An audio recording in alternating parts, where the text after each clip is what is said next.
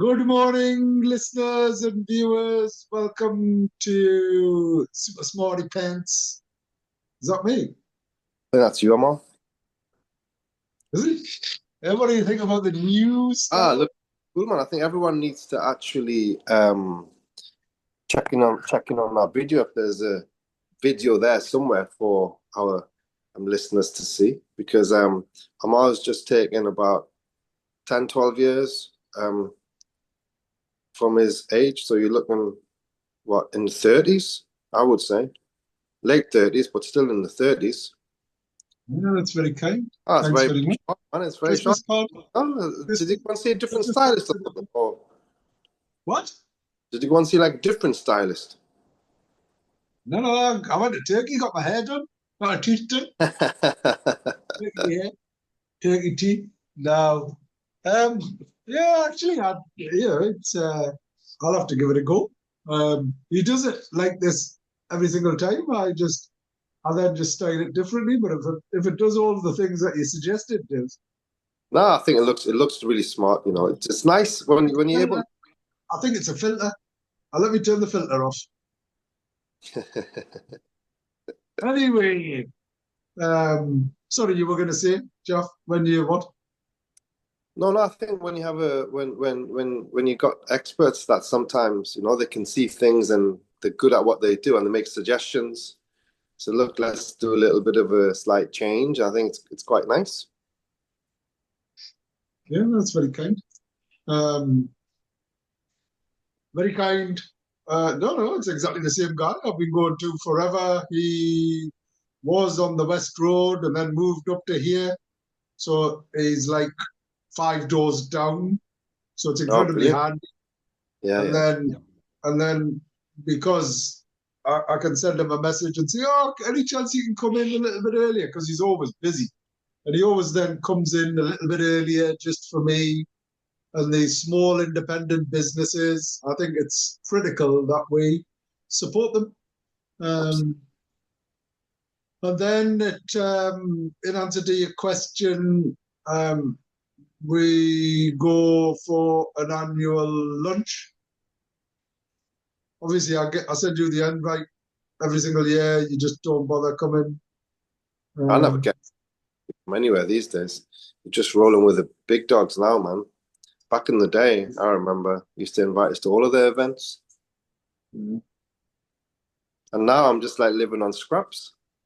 that's when you were fun and like a nice guy, and you were like wearing super cool clothes, and I put these clothes on, and I said to the wife, um, I feel as if I look like one of those guys. So remember when we used to go out and there was all these older guys Yeah. With pink who with would wear stuff and with green ties and well, no, the older guys, they'd have like brown shoes, blue suits, and whatever else. And I was like, am I really that old guy now? And the simple answer is yes, I most definitely am. So anyway, yeah, it is that. But you're listening to Ammar and Jalf. live on our weekly radio show right here on Spice FM. Each week we'll try and bring some views, news, and one or two clues from the business world. Asian Business Connections aims to connect, support, and promote the Asian and wider communities. And we'll be talking shop quite literally, not just corner shops. Whether you're looking to start a business, have an existing business, or you just want to talk business, we can help. We can't help. We do help. And yeah, we're here. Gosh, the is it the quarterfinal of the year? So today's the quarterfinal. Next Friday is the semi-final, and then the week after is the final, isn't it? Yeah, I think so. I think we're getting very close to Christmas. Very, Yeah. very. How does it feel? Oh my gosh, do you want 50 pence for your lights? Um, it's just the year just flies by. It's just everything has just happened so fast, and yet, um, if you think about everything that we've done in the year, it's an immense amount of work, but also it's just flown by really, really fast, and there's so many changes that happen worldwide that impact everybody. It's just like it is fast and furious. I was thinking about this, and I think everybody is fast and furious. Mm. Like, as in, everyone's just angry, aren't they? Everyone's just like Yeah, I think. really pent up. Um, it's just really funny how people's behaviors, including my own. I think about myself. Obviously, that's the only real benchmark I have. I don't know what problems or troubles or trials or tribulations others are suffering from. But personally, I realize that I'm living in such a fast and furious world. I think Ammar, it's not just um, yourself. I think wide, kind of in wider society, you kind of notice that on kind of you can spot it and you can feel it. There is changes. People seem to have very short fuses. The things that we talked about last week, and Sandeep came up with a brilliant um, Suggestion: be yeah, kind. be kind, right? And that word, it's just unfortunately, it's not kind of prevalent in society. I'm not sure if it's a core value in within homes, within families. I don't know how much it's discussed. And when those things are not there and they're replaced by being selfish and looking after yourself and not think about others, um, I think that does have an impact on how society functions and how the engagement you have with people. It's changing and it's sad, but that's just the reality of it. It's incredibly sad. But what can you, because what's happening is we're living like this, and the generations below us are seeing and experiencing this. Yeah. And, and I think one of the biggest challenges we're experiencing globally is the ability to solve problems. Yeah, and that's just really difficult and very sad. And when you got the powers right at the top, that's supposed to be. Imagine if you had inspirational leaders, Amal, and we just don't have Yeah. them. And it stems from, you could say it stems from that. There's just too much. Um, it's just there's just so much dishonesty that exists, and it doesn't filter down, or if it does filter down, it filter downs with the wrong values to wider society. And I don't know who's there to be able to impact or change that. Yeah. Um, I agree. I'll Um, give you an example, small example. okay. A couple of Yeah. days ago, in one of the restaurants, um, there was an individual. We've got a place to put coat racks, and we don't have the space to have a private kind of cupboard for everyone in the coats for everybody in the restaurant. So we kind of put them up. There's a few different spaces dotted around the restaurant, and there was a coat on a couple of days ago, and unfortunately, somebody took the wrong coat because it must have been quite similar. So he put it on and he left the restaurant, right? And he's on a train going over to somewhere like 60 miles away, supposedly. And then Okay. the guy whose coat that he had taken, he was going absolutely ballistic with us, and maybe to a degree, yes. And we were just trying to say we're so sorry. Unfortunately, the coat's not in a private space, and yeah, you put it there actually yourself, and we appreciate that we have that responsibility. But we've contacted the guy, and he just can't get back today. And he was raging, and he didn't have anything in his coat. He just had a one key, and that key can be like really really important because He might be the only key in ABC. Anyway, so we said to him that, look, the management team said that, look, you have to contact us tomorrow. We need to get in touch with the GM and we need to figure out what an appropriate solution is, because on the cuff, it's such a unique situation. We can't really give you an answer. He was going ballistic. I want compensation. I want compensation. I want compensation. And it was, so then the next day, Ammar, the guy who took the coat away, he came back with, well, first thing in the morning, he came back with a card of an apology and a bottle of wine, right? So, and then the guy was ringing in the morning, still ballistic with us. Right, what are you guys going to do? And I said, well, can we get the coat back to you first, because the gentleman's brought it, and after that, let's talk. So we took the coat there to his house in the morning, and he lived in Morpeth somewhere, along with this card, along with a bottle of wine.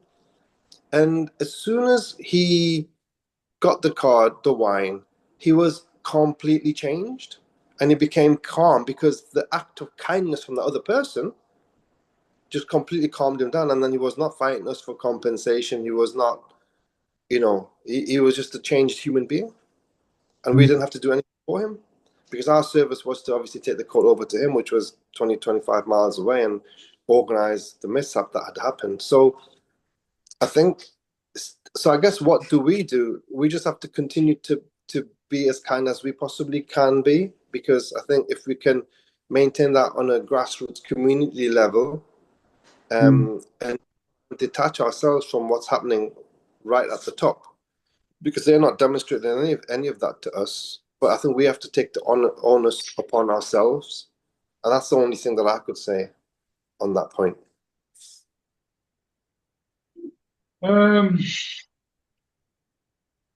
Yeah, it is a sad state of affairs. I'm just trying to think, how would I feel, or would you feel if that had happened? I don't think, I mean, at the end of the day, if someone says, a patron says, that's my coat, puts it on and walks out with it, there's very little that you could do, because you didn't know.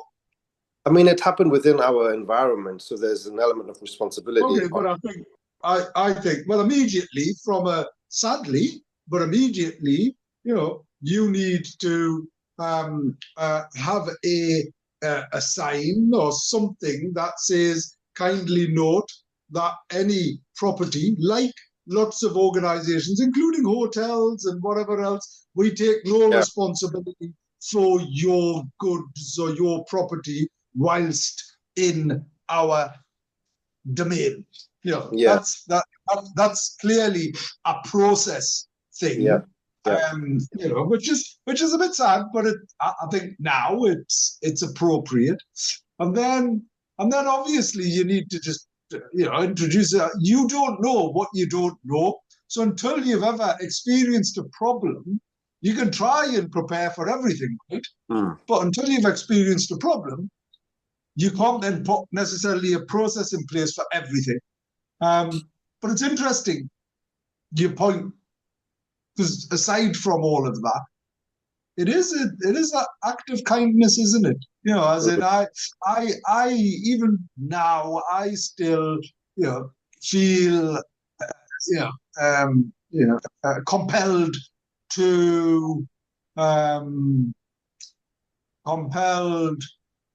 to say thank you. And I even say to both men and women, because I have to be very balanced, you look good, or you're good looking, or that. And I don't mean that. No, you don't have to be. I don't mean that in any type of misinformed or misappropriate way. But I just think it's nice to compliment people. I enjoy complimenting, but with a sense of genuity, as in a sincerity, a sense of I really mean it. Yeah, of course, and that's a really nice thing.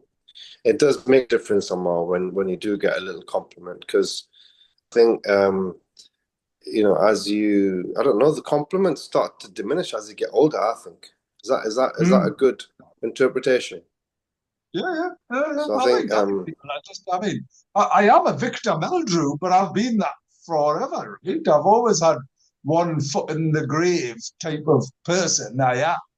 But but then the opposite of that is very much I love complimenting people. I love thanking people. I'm ever so grateful to everyone for everything that they do. And I suppose the consequence of that is I am equally quick to pick up on like poor service or poor whatever it is because I'm so grateful for good service. Is the thing. But whether that's a good thing or a bad thing, if you ask my wife,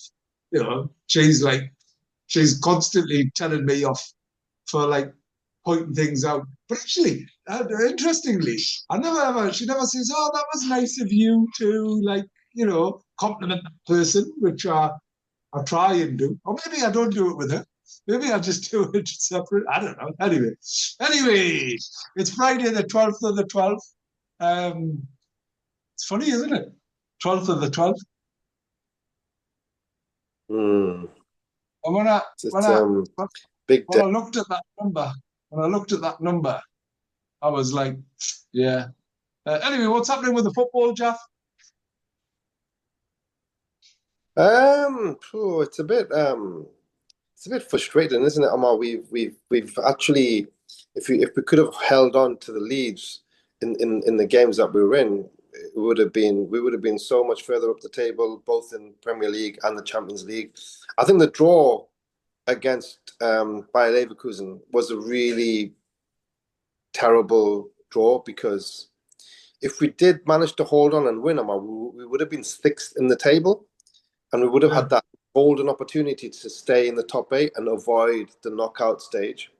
And I think that's going to bite us in the backside moving forward because we've got PSV. And even if we beat PSV at home, which we hope we can do, there's still no guarantees that that's going to put us into the top eight because our final game is against PSG. And to go there and get a win, it's not going to be that easy. So unless PSG are kind of already qualified and they've cemented their position in the top eight, and they might put out a weaker team on the final match, that could be a scenario that might work out for us. But for me, if we could just get into that top eight, it just avoids that knockout of the last, the 16 teams that play each other. And that would be massive for us because we automatically go into the one round ahead. So obviously, parking the Champions League to one side, we've got this massive derby on Sunday against Sunderland, and it's going to be a very, very tense. Are you No, going? I'm not going. I'm not going. No, are you going? No, I just thought I was like, I was sat there thinking I'm probably going to get some FOMO, right? Like because honestly, when we went down to Everton, it was brilliant. Yeah. It was just the atmosphere, the game. I mean, it was like crazy game. Lucky. Would I feel the same way if we'd lost 4-1? Obviously not. But 100%. it was brilliant. And I just feel as if going to Sunderland, right? To watch Newcastle United play against Sunderland. It's like I've been waiting for the derby for a decade, Well, right? but we did it for the cup game, though. Remember the FA Cup? We went to the That FA was Cup. brilliant. But we won. We Yeah. won that. I think I'm not convinced. I'm not convinced that we're going to do that on Sunday. Yeah, well, look, you always have the hope. I guess the difference is, Ammar, compared to the era before the PIF, at least you have the hope, and it's realistic. It's a realistic hope that we can go and turn anybody around on our day, and that's never been the case in the past. So if we turn up and we play at the top of our game, I think we can beat anybody, not just Sunderland. So I guess we have to go with that mindset, and we're on a good run. We're unbeaten in quite a few games, and hopefully we go there and can outwit them and somehow leave with a victory. Yeah, well, I mean, look, I'd love us to win, and I'm always an optimist. I just, it's one of those things. I don't know. It feels like, but actually, if you look at where Sunderland is now, there's only 1 point between us, isn't there? Yeah. So we beat Sunderland, we go ahead of them. And you just think how that, how the table changes from them being up there to like almost being there, and who Yeah, knows what the yeah, future. of course. And I'm not overly worried about where Sunderland finished. I would probably, I think it's better for the region that they stay in the Premier League, and I'm sure they will this season. And hopefully, for their perspective, they go and, build on what they've done. But for us, it's just all about us. We just need to climb up that table and somehow try and end up in the Champions League spots by the end of the season if we can and win another trophy. And I think that would be another brilliant season for us. But we've got a lot of work to do. We need to find that consistency. I think if we can buy one or two players just to give that lift, and I think there's going to be a couple of players that are going to leave this January window as well. So there's a new sporting director. Obviously, there's big expectations on him to deliver. I think from what I've heard in the media is that he's identifying some really young, fantastic players. So I think hopefully we get a couple of signings, add to the team because we're in all four competitions, Ammar. Unlike other clubs, even as big as Liverpool, they knocked out the Carabao Cup. So let's see where we are, and if we can remain in all four competitions by the end of January, because we've got an FA Cup tie against Bournemouth coming up. We've got a Carabao Cup tie against Fulham next week. And hopefully if we can beat Fulham at home, and we're in the semi-finals of the Carabao Cup again. So and we need that because it keeps the team focused and it keeps the team looking forward to. It keeps that motivation up, doesn't it? Oh, without a doubt. Um, I think, yeah, I think if you've got to be in it to win it, right? And you don't know what you don't know. So, yeah, let's see. What's happening in the city centre then economically, Jalf? What's the Um, views, the news? I think Ammar, obviously speaking to a few people, referenced the budget. The general consensus is that the budget, whether it was good or bad, and it's never going to be good. It's always going to have some Yeah. negative relations to it. But at least it was done and it was out, and people know where they stand. And I think that's probably given a little bit of certainty.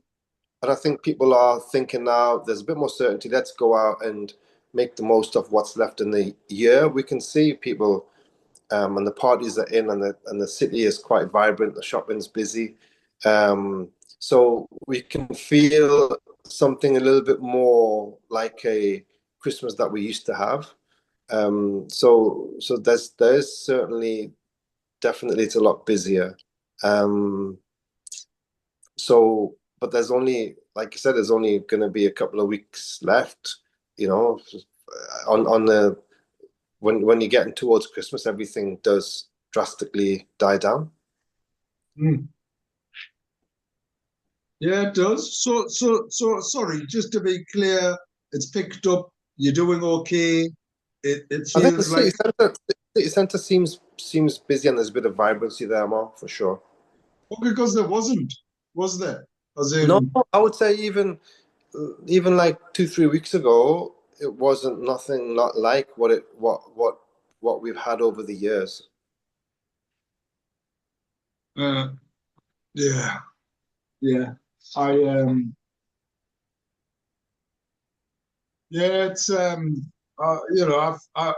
talking to business, the reason why I'm taking what you're saying with a bit of a pinch of salt Mhm. is in talking to businesses, it feels like um, there's a big storm, you know, coming, and I don't know what your point was around the um, around the budget It was, because leading up to the budget, people were not uncertain and they're thinking, oh, we better not go and spend, we better not go and do anything. We're very cautious. We don't know what she's going to do. And now it's done. You think that, okay, it's done now. Let's just go out. And I'm talking about families, it's Christmas and there's a bit more, they know where they stand, I guess. no, I don't think they do. Well, No? sorry, I mean the feedback that I'm getting is like, and certainly uh, the continued impact on overheads, on general costs, on even people's spending. So the economy, the latest statistics suggest the economy continues to contract. So even though there is 0.01% or whatever it is, that means that actually in real terms, it's quite significant. Of course. And isn't it amazing, Ammar, that that you're talking about 0.1%, right? Change. How is the compound impact of that? It's so big, isn't it?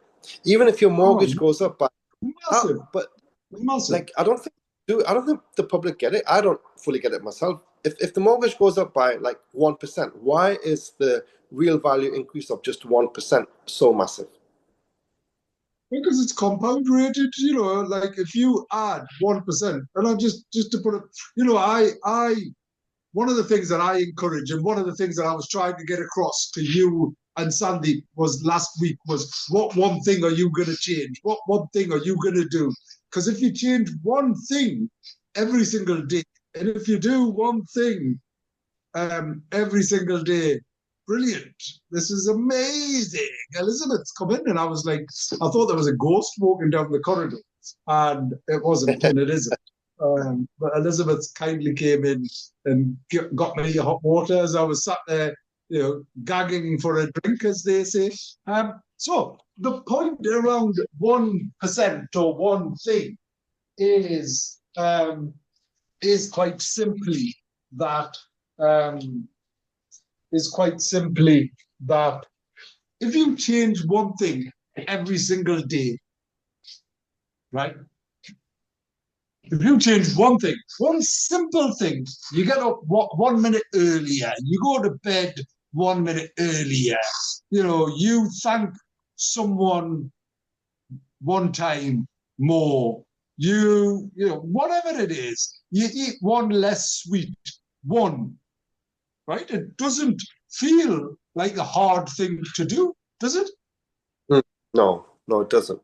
Just a discipline to maintain that discipline. But Ammar, I need you to explain what compound interest means. So it's added over a period of time is what it is. It's like, sorry, the reason why I was using my example, using my example, right, was that if you change one thing every single day, right, and by the end of the year, how many things would you have changed? Well, 365. Yeah, but actually, in reality, probably more. It'd be a lot more it's more, isn't it? Yeah. Because you're adding and adding and adding and adding. So every single day, it goes from 1 to 2 to 3 to 4 to 5 to, so it's like it's 365 at the end of the year, but you add on 364, 363, 362, 361, and that is the principles behind it. So it's quite a profound impact, is what it is. Alternatively,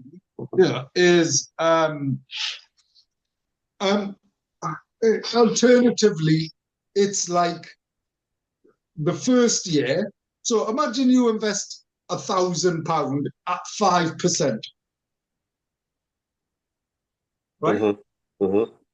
So you invest. So the alternative way is you invest £1,000 at 5% interest, your balance after a year becomes 1,050.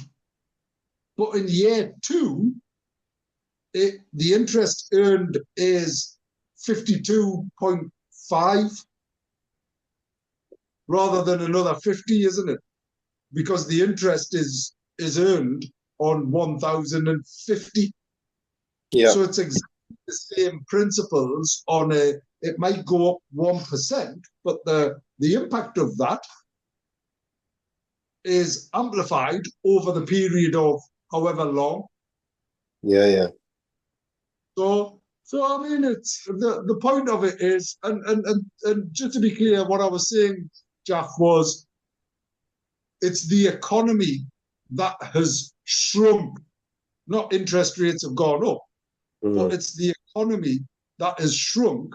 So, whilst statistically it's shrunk, right, by 0.01%, the impact of that is so much more because the expectation was growth,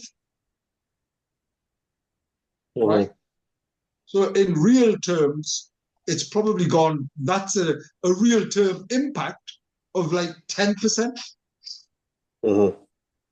So the economy is shrinking.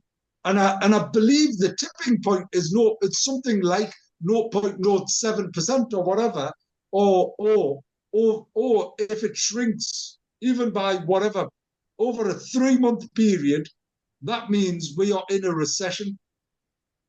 If we go into a recession, well, all of a sudden, the cost of our debt, so the billions, nigh on trillions of pounds worth of debt that we have as a country, it becomes more expensive to service. And one of the biggest issues that we have in the economy is how much the government is paying to service its debt. That's what's killing our economy. And where did we get all of this debt from? Well, a lot of them were some of the government initiatives that they borrowed money to subsidize things, to do things, introduce things. It's just crazy. I mean, and that's just so, it's just so ridiculous when you think about it, Ammar, that when you have a country where the taxation and everything is so high, and even with all of that income coming in, if they can't balance the books and still be in debt, it's just like unbelievable mismanagement. But then it's not mismanagement because having debt, it seems to be the norm, where America apparently have like 20 trillion pounds worth of debt or something. I mean, they're never going to pay that back.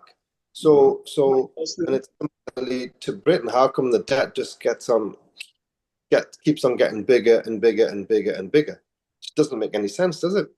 Imagine that if you had a business and the debt on that business just kept on getting bigger and bigger and bigger and bigger. When does it stop, and when does it crash, and when does it come to a point where we say that actually we must be running this business a bit wrong, and let's kind of find ways of fixing and how we run our country or our business in the correct way, so that we're in profit, and the whole country is benefiting from our decisions.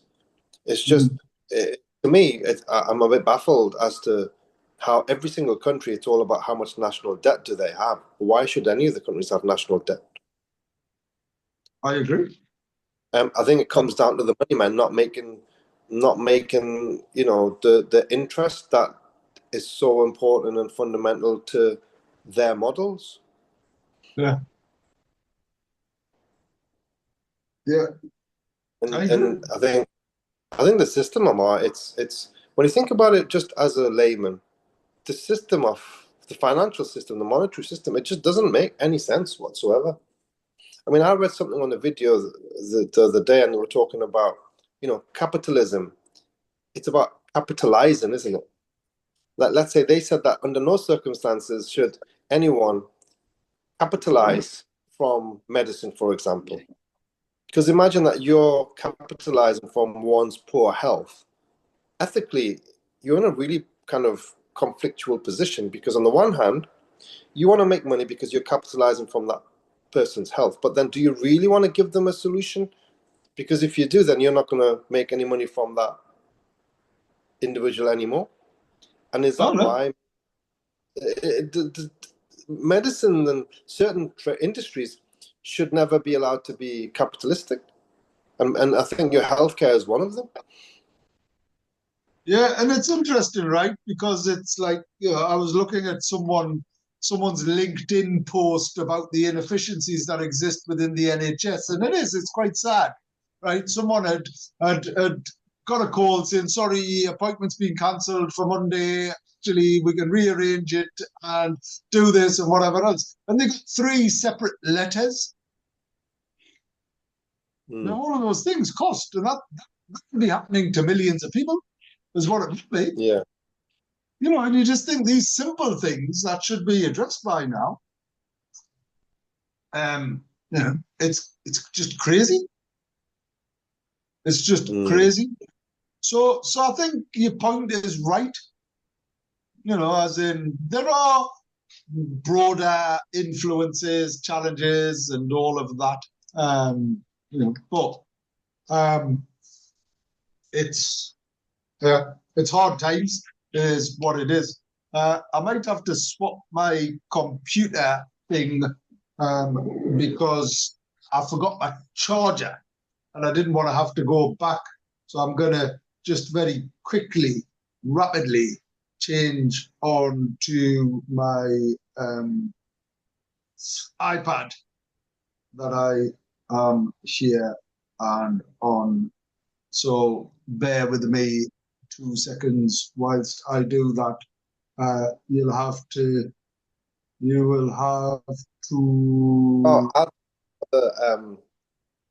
Maybe I'll talk about the matches that we have. The big match we have coming up on Sunday, at the Stadium of Light, which I think is it's such a funny name, Stadium of Light, Ammar. Why? I mean, it's just a name, man. That name is just stolen from Benfica, and they call their stadium the Stadium of Light. So why would it just go on copy somebody else's name? Are you back? I'm here. Yeah. And Ammar, do you know anything about the new stadium plans? Because we really need, when you talk about the economy being flat and we're being in recession and stuff like that, but how much do you think, if you imagine that there was a stadium go ahead, wouldn't it be a massive, probably the biggest boost to our local economy up there with anything in history? Something like that being earmarked for the city. Yeah. We've done amazing things in the past with steel and light and electricity and A, B, C, and D, but yeah, no, I think we need it. I think we're desperate for it. It's just one of the biggest and most painful things for business and anybody in any property relationship is it now takes that long to get planning permission. You're talking about years of delay, years of, so even, and they are having conversations. Yes, I know that for a matter of fact. And there are positive, conversations associated with this. But it's it's really, really, really interesting that the level of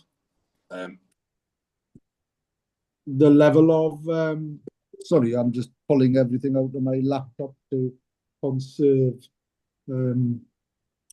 my energy is what I am. Yeah, the level of challenge is really, really significant. So whilst there's loads of conversations, there's plans, there's a whole range of conversations, there's been thousands of pounds spent. One of the issues will be, can we afford to even speculatively, right, provide all of these ecological, this surveys, that survey, you're talking about a huge expense to even get to a stage where the planners and the local authorities will go, all right, we can sort of make a decision. It's painful. Now, what will that mean, or what will that translate into? It'll be. Yeah, it's so difficult, isn't it? It's such a shame, Ammar, when you look at hindsight. If Newcastle United bought the ground like directly in front of them where the Newcastle University Business School is, that would have been it would have the been helix. That would have been brilliant. that would have been big. That would have been big enough. It would have been the right space, the right location, instead of going into a Grade 2 listed building park. And which I think personally, there's a part of that park which is completely dire and derelict. It's awful. No one's maintained it. It needs revamping. So from my perspective, I mean, you're fighting over a park that if you love your park so much, why don't you do your park up? Have you seen the state of certain parts of Lee's Park? Come on, it's absolutely shocking. I mean, it's actually, you'd be a bit scared going through it sometimes. It's lovely, but if it's not that lovely for you not to maintain it, yeah, I agree. And you don't want there to be development on it because you're worried about the badges. So I understand that there's a economic impact, but then there will be economic impact on all around the country, because the country needs to evolve and grow. Yes, we need to retain parks and greenland and everything, but I think there needs to be sensible understanding, and you have to give on sometimes when there's such a massive gain to a particular region, you can't, as a group of individuals, stifle the growth of a city which is going to benefit hundreds and thousands of people because you're adamant that I want to keep these, the ecological the benefits, which I'm sure they'll find a way of giving back in some other way. Yeah. Well, I agree. It's a very interesting and challenging position, and part of which is that balance between because I am a big fan of historic buildings and the fact that we need to maintain some of that, but I do agree with you, the commercial elements and the use of an area, in particular here, Lee's Park.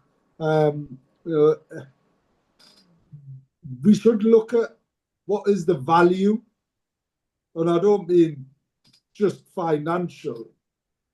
You're right. You're right about questioning the maintenance of it. The council had set up a parks like sort of organisation to look after all of the parks in Newcastle, and there was a whole range of considerations there where they have to raise money, and I think it was set up as a charity potentially as well. Anyway, I don't think it's there anymore, Ammar. Right. That's down. That's closed down, hasn't it? Because all right, they weren't able to know someone who was there, didn't we? Yeah, I know someone very closely that was there, and they're not there anymore because that was it just wasn't able to fund itself. I mean, it was probably a nice idea, but at the end of the day, I mean, if you can't maintain something as small as that because you don't have the funds, and you're probably talking about employing like 3, 4, 5 people, you might need like a couple $100,000 a year funding to maintain that, and you can't manage that, but yet you're fighting for a park that someone's prepared to invest £1.5 billion on. I mean, I think logic needs to come into play, and the government for once needs to maybe just come in and I'm sure there's ways of them superseding certain planning permissions, I would have thought, to fast track it. Yeah, you'd like to think. I suppose the challenge with that is equality, isn't it? Because if you're going to fast track one, and here's where it's all complex, complicated, some would argue broke. Because if you're going to fast track that, why wouldn't you fast track, I don't know, an Aldi or a Lidl or a shopping centre when it's going to bring jobs? Maybe it's because they're your buddies. Yeah, well, okay. Yeah, that's I think that's a great answer. I would do that. I would say, well, they're my friends. Because they're friends, friendly. I don't know. Yeah. So hopefully something positive. I think if that news were to come, I don't think, like you said, Ammar, it's not going to be anytime soon. But if they could just get that in play and get the ball rolling, and even imagine starting building works, the benefit to the city of X amount of people coming into the city, from architects to solicitors to planners to designers to finance people from all around the world, because they're going to use the best of the best. And you're talking like, a 4 or 5 year ongoing process where the skyline of the city changes, and the worldwide coverage that we would get, and the reach that we would expand into would all be so positive for the city. Imagine moving forward if you create an iconic stadium where you're having world-renowned events such as big world title boxing fights and stuff like that, and huge concerts. I think people would look at Newcastle as, yeah, let's go up to the north of England because there's a city there and they do like the coolest events and they've got the best stadium. And I think we would be able to draw a lot more people from down south up north, and that would be the impact that it could have. Yeah. Look, I think the viability. I mean, we should be able to reflect and listen from and learn from other areas, because whilst Everton Stadium is okay, I wouldn't say it's the best one. Actually, let's give it some credit. It's a new stadium. It's set out well, and it's actually all equal, which it means that there's an equal view. I still think to myself, like, if I was any higher up than where I am, I wouldn't really enjoy the football because I couldn't really see it. And, given my eyesight, I can't really see it that well anyway, is the thing. So one thing that I did notice was, the equality in Everton Stadium. The other thing is, it's not that much bigger than ours. It's like, I think it's like, in fact, it might even be, I think it's like 54,000 or 55,000. Yeah. And I just thought. It feels smaller, or did it feel bigger? Sorry, say that again. Did it feel smaller than our stadium or bigger than our stadium? Yeah, I don't. It didn't feel bigger, but it felt newer. So it had a different vibe to it. It wasn't like, oh my gosh. Anyway, the point of that was, and is, they've moved the stadium from somewhere that everyone could get through, and yes, it's in a housing and whatever else, to somewhere where it's a real struggle. So thinking that through, ideally you would want St. James's to be St. James's and remain in the same place, wouldn't you? There's no other options. It has to be next to St. James's Park, and Leazes Park is the only feasible option. I mean, let's say if it wasn't a utility arena, Ammar, I think access apparently access around there is really, really difficult. And if you have a big stadium with lots and lots of people, and probably it's not big enough in terms of the acreage that you would need to create a super stadium. It's not about the size of the stadium. Let's say we could easily do a 68,000 seat stadium and fill it, but it's the space that you need back of house to make it look and feel big, and people will go there 2 hours in advance because they know that they can go on. Everyone can go and eat there, not just a chip buddy, but you would go and get some serious food, and they probably have some kind of entertainment within the restaurant areas for families and stuff, so that everyone thinks that that's going to be our day out. So there's loads of things like that they probably got in the pipeline, which is to create that, match experience. Yeah, I agree. I mean, look, Newcastle is a great space anyway. I keep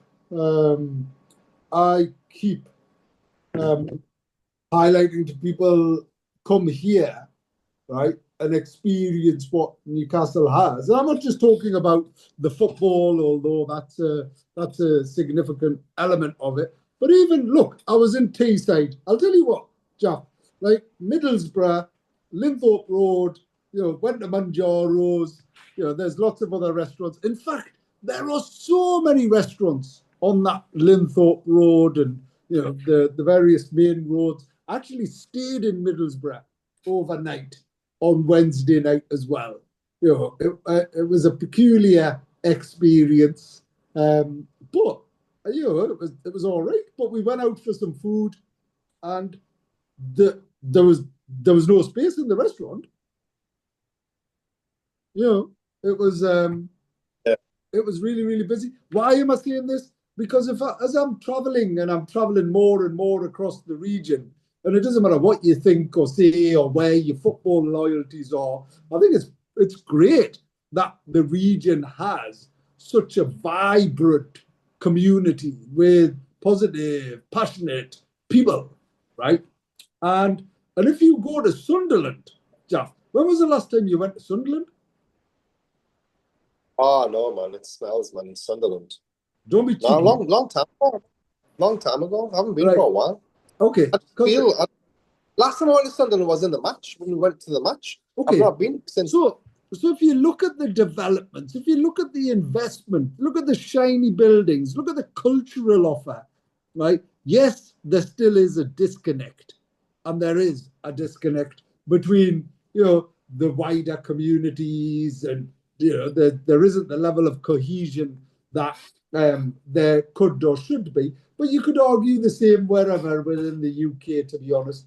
But if you look at Sunderland's offer and how, it typifies real passion. When I was the business improvement director, when we set up the bid in Sunderland, and I was on the board and I was involved with Sunderland, I used to sit there and think, oh my gosh, imagine if Newcastle had this same attitude where everyone had come together, the university, the football club, the council, the businesses, everyone sat around the table and says, how do we make this place better and bigger and things like that? Yes, there's elements of that here, but nowhere near the way and the desire that they had there.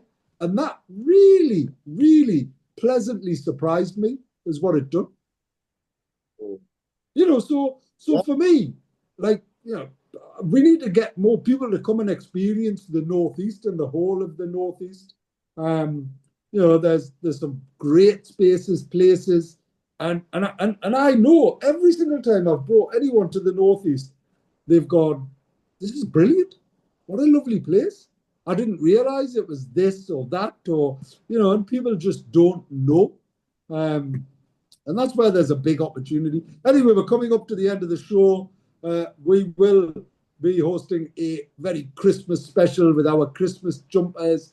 I might even come and see you, Jeff. We'll do it in the studio, and we'll go we'll nip across the road. Moving forward, Ammar, we've got Warner Brothers Studios coming into Newcastle. Have you heard about that? Woohoo! There's loads of stuff going on. Yeah. Loads of stuff. So yeah. It's all happening. Anyway, it's a goodbye from me. And a goodbye from me. On the hour.